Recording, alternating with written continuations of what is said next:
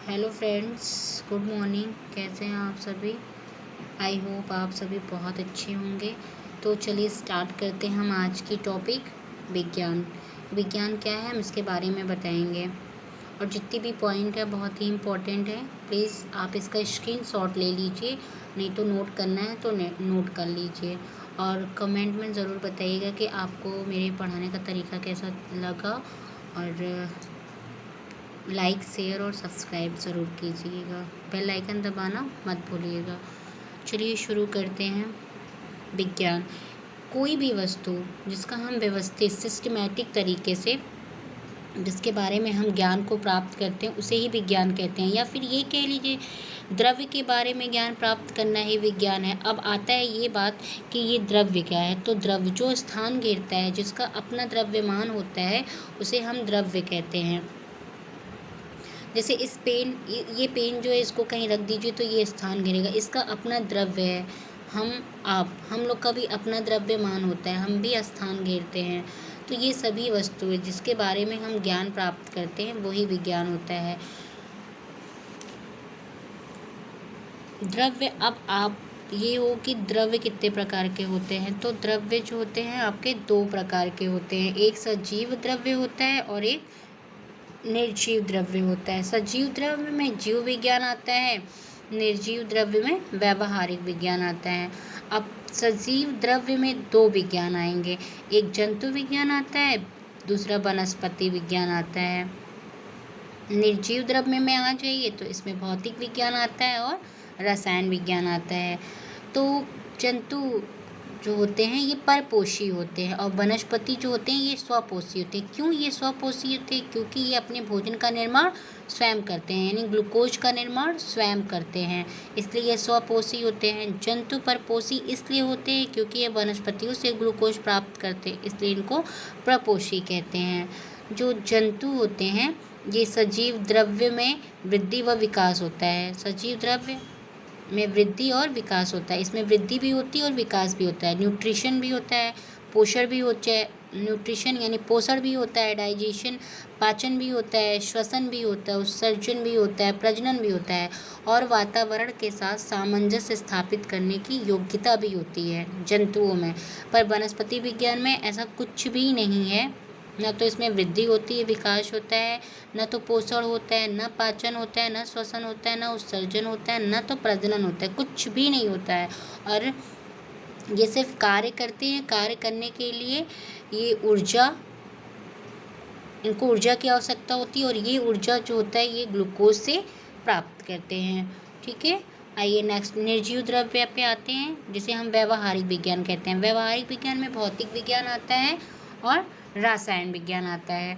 भौतिक विज्ञान जैसे कि इसे बाहर से देख के हम जानकारी प्राप्त करते हैं, प्राकृतिक घटनाओं का वर्णन होता है। निर्जीव विज्ञान जो रसायन विज्ञान है इसमें रासायनिक गुण परिवर्तन संगठन का अध्ययन करके उनके रासायनिक परिवर्तन में जो चेंजेस होते हैं उसको देख के हम बता सकते हैं कि संगठन का अध्ययन किया जाता है। ठीक है, अब हम आगे आते हैं। कुछ पॉइंट यहाँ पे हमने नोट कर रखा है, कुछ इम्पॉर्टेंट पॉइंट है, इसे नोट डाउन कर लीजिए। जैसे कि ये पूछते हैं कि जंतु विज्ञान का जनक कौन है, तो अरस्तु हैं। इनकी पुस्तक है हिस्टेरिया एनिमैलियम, लिख लीजिएगा हिस्टेरिया एनिमैलियम। और वनस्पति विज्ञान का जनक कौन है, तो थियोफ्रेस्टस। इनकी पुस्तक है हिस्टोरिया प्लांटेरियम। और भौतिक विज्ञान के जनक कौन है, तो न्यूटन है। रसायन विज्ञान के जनक कौन है, लैवोसिए हैं। आते हैं हम आधुनिक भौतिक विज्ञान के जनक आइंस्टीन है। अगर ये पूछे कि भौतिक विज्ञान के जनक कौन है तब तो न्यूटन लगाएंगे। अगर ये पूछे कि आधुनिक भौतिक विज्ञान के जनक कौन है तो आइंस्टीन लगाएंगे। तो इन बातों का आप ध्यान रखिएगा।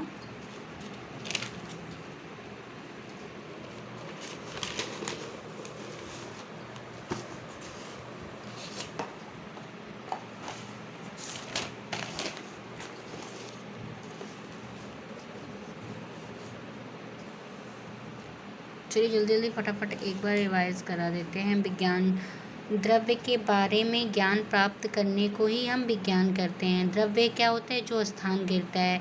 ये दो प्रकार का होता है द्रव्य, सजीव द्रव्य और निर्जीव द्रव्य। सजीव द्रव्य में जंतु आते हैं और वनस्पति आते हैं। निर्जीव में भौतिक विज्ञान आता है और रसायन विज्ञान आता है। जंतुओं को हम परपोषी कहते हैं क्योंकि ये वनस्पतियों से ग्लूकोज प्राप्त करते हैं। वनस्पति को हम स्वपोषी कहते हैं क्योंकि ये ग्लूकोज का निर्माण स्वयं करते हैं और ये स्वयं करते हैं। जंतु जो होते हैं ये सजीव में, इनके द्रव्य में वृद्धि व विकास होता है। सजीव द्रव्यों में पोषण होता है, पाचन होता है, श्वसन होता है, उत्सर्जन होता है, प्रजनन होता है, वातावरण के साथ सामंजस्य स्थापित करने की योग्यता होती है। जबकि वनस्पति विज्ञान सिर्फ कार्य करने की क्षमता होती है। कार्य करने के लिए इन्हें ऊर्जा की आवश्यकता होती है और ये ऊर्जा उनको ग्लूकोज से प्राप्त होती है। आते हैं भौतिक विज्ञान किसे कहते हैं? इसे हम बाहर से देखकर जानकारी प्राप्त कर लेते हैं और प्राकृतिक घटनाओं का वर्णन होता है भौतिक विज्ञान में। जबकि रसायन विज्ञान में क्या होता है? रासायनिक गुण परिवर्तन संगठन का अध्ययन किया जाता है।